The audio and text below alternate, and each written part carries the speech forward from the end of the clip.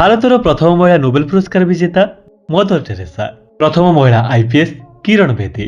ପ୍ରଥମ ମହିଳା ଶାସ୍ତ୍ରିକା ରେଜିଆ ସୁଲତାନ। ପ୍ରଥମ ମିସ୍ ୱାର୍ଲଡ ରୀତା ଫାରିଆ। ପ୍ରଥମ ମିସ୍ ୟୁନିଭର୍ସ ସୁସ୍ମିତା ସେନ। ପ୍ରଥମ ମହିଳା କେନ୍ଦ୍ରମନ୍ତ୍ରୀ ରାଜକୁମାରୀ ଅମୃତ କୌର। ପ୍ରଥମ ମହିଳା ରାଜଦୂତ ବିଜୟଲକ୍ଷ୍ମୀ ପଣ୍ଡିତ। ପ୍ରଥମ ମହିଳା ମୁଖ୍ୟମନ୍ତ୍ରୀ ସୁଚେତା କୃପାଳିନୀ। ପ୍ରଥମ ମହିଳା ଭାରତରତ୍ନ ବିଜେତା ଇନ୍ଦିରା ଗାନ୍ଧୀ। ପ୍ରଥମ ମହିଳା କେନ୍ଦ୍ର ସାହିତ୍ୟ ଏକାଡେମୀ ପୁରସ୍କାର ବିଜେତା ଅମୃତା ପ୍ରୀତମ। ପ୍ରଥମ ମହିଳା ଜ୍ଞାନପୀଠ ପୁରସ୍କାର ବିଜେତା ଆଶା ପୂର୍ଣ୍ଣା ଦେବୀ।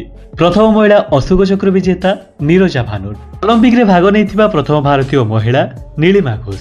ପ୍ରଥମ ମହିଳା ଆଇଏଏସ୍ ଆନାରଜ ମଲ୍ହୋତ୍ରା। ପ୍ରଥମ ମହିଳା ଏଭରେଷ୍ଟ ଆରୋହଣକାରୀ ବଛେନ୍ଦ୍ରୀ ପାଲ। ପ୍ରଥମ ମହିଳା ମୁଖ୍ୟ ବିଚାରପତି ଲୀଳା ସେଠ। ପ୍ରଥମ ମହିଳା ଆଡଭୋକେଟ କର୍ଣ୍ଣେଲିଆ ସୌଭଜୀ। ପ୍ରଥମ ମହିଳା ଗ୍ରାଜୁଏଟ କାଦମ୍ବିନୀ ଗାଙ୍ଗୁଲି। ପ୍ରଥମ ମହିଳା ପାଇଲଟ ସାରଳା ଠାକରାଲ। ପ୍ରଥମ ମହିଳା ପ୍ରଧାନମନ୍ତ୍ରୀ ଇନ୍ଦିରା ଗାନ୍ଧୀ। ପ୍ରଥମ ମହିଳା ରାଷ୍ଟ୍ରପତି ପ୍ରତିଭା ଦେବୀ ସିଂ ପାଟେଲ। ପ୍ରଥମ ମହିଳା ଦୂରଦର୍ଶନ ସମ୍ବାଦ ପାଠିକା ପ୍ରତିମା ପୁରୀ। ତାହେଲେ ନିଶ୍ଚିତ କମେଣ୍ଟରେ ଜଣାଇବେ ଭାରତର ପ୍ରଥମ ମହିଳା ମହାକାଶଚାରୀ କିଏ।